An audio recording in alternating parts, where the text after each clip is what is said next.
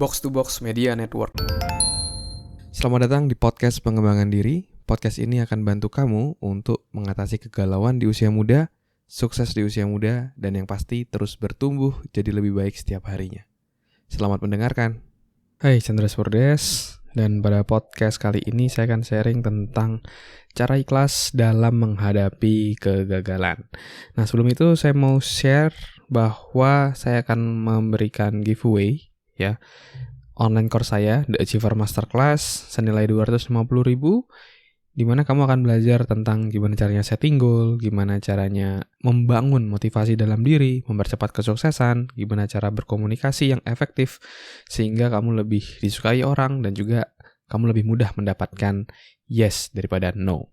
Kamu bisa join dalam giveaway ini dengan cara kamu silakan pilih episode terbaik di podcast pengembangan diri ini. Silakan kamu share, kamu screenshot, kamu share di IG story, dan kamu juga share pembelajaran dan aha momen apa yang kamu dapatkan dari podcast tersebut.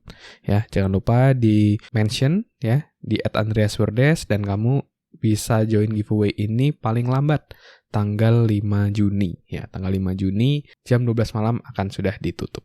Oke? Silakan join sekarang juga. Nah, pada podcast kali ini saya akan membahas tentang cara ikhlas dalam menghadapi kegagalan.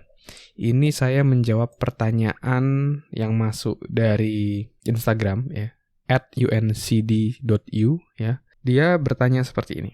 Pagi Bang, gimana caranya ikhlas terhadap sesuatu yang kita gagal untuk mencapainya, padahal itu sudah impian yang kita inginkan sejak dulu. 2020 saya gagal jadi paskibraka, padahal itu benar-benar impian saya sejak SD. Mau mencoba lagi ya nggak bisa, karena daftar paskibraka cuma bisa ketika kelas 10. Tiap lihat orang yang lolos paskibraka atau baru seleksi, rasanya nyesek banget. Saya gagal ketika pengumuman kelolosan akhir. Oke, jadi ada rasa kecewa gitu ya, karena belum bisa lolos ataupun mencapai goalnya seperti itu. Jadi dalam hidup ini tuh memang tidak semua yang kita harapkan itu seringkali terwujud. Ada hal-hal yang mungkin kita udah pengen banget, tapi akhirnya tidak terwujud. Dan itu wajar. Itulah yang dinamakan kehidupan. Seringkali ketika kita mengharapkan sesuatu lalu belum terwujud, ternyata Tuhan udah menyiapkan hal yang lebih untuk kita. Lebih dari impian kita yang di awal. Dan pengalaman dari teman kita yang DM ini juga kurang lebih sama kayak saya. Saya dulu itu kan main basket terus ya, dari SD kelas 6 sampai SMA.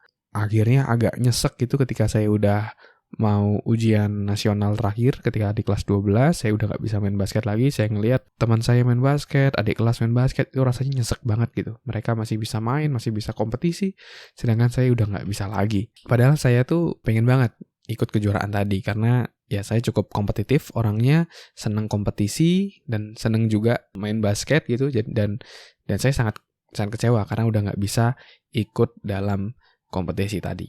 Namun kita nggak bisa menyalahkan keadaan, kan nggak mungkin saya maksa-maksa masuk tetap ikut kejuaraan meskipun saya udah kelas 12, kan pasti nggak bisa kayak gitu. Akhirnya kita nggak bisa mengubah hal-hal di luar diri kita, tetapi kita bisa mengubah hal-hal dalam diri kita. Ketika saya waktu itu udah nggak bisa lagi jadi main basket SMA waktu itu, akhirnya yang saya lakukan adalah saya berpikir, apa sih yang saya cari dari main basket tadi? Ternyata saya seneng berada di panggung lah, ibaratnya benar kutip, ditonton banyak orang. Itu something yang membuat saya cukup menyenangkan buat saya. Dan selanjutnya saya mengubah pertanyaan saya. Oke, saya udah gak bisa main basket. Lalu apakah ada hal lain yang kira-kira saya bisa mendapatkan perasaan yang kurang lebih sama meskipun saya tidak dalam pertandingan basket? Kayak gitu. Dan akhirnya saya menemukan, ternyata saya bisa loh jadi trainer. Apalagi saya juga suka tentang pengembangan diri. Kenapa nggak saya jadi trainer? Kan saya juga bisa berada di hadapan banyak orang juga, sharing kayak gitu. Itu menjadi panggung saya. Dan itu bisa menjadi tempat untuk aktualisasi saya waktu itu. Dan akhirnya saya di kelas 12 waktu itu saya bikin training, saya ngundang orang, saya sharing di depan mereka, di teman-teman saya, dan itu juga something yang perasaan yang sangat luar biasa ketika saya bisa menginspirasi, ketika saya punya panggung, dan juga apalagi ketika orang yang Apalagi ketika ada peserta yang datang ke saya bilang thank you, materi yang sangat bermanfaat, itu perasaan yang sangat-sangat luar biasa sekali.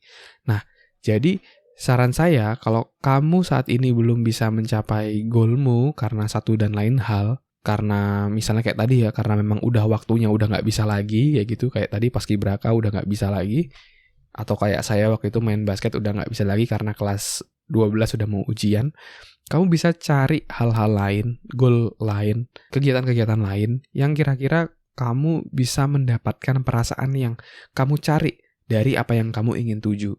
Ya, sehingga kamu tidak bergantung pada satu kegiatan aja, tapi kamu punya kegiatan lain yang menjadi tempat sebagai aktualisasimu. Ya, kayak saya basket, karena udah nggak bisa basket, ya udah saya karena suka pengembangan diri, ya saya jadi training, saya ngisi training, saya bikin podcast, saya waktu itu sempat bikin YouTube dan lain-lainnya, dan itu jadi panggung buat saya karena yang saya cari adalah panggung dan juga aktualisasi diri.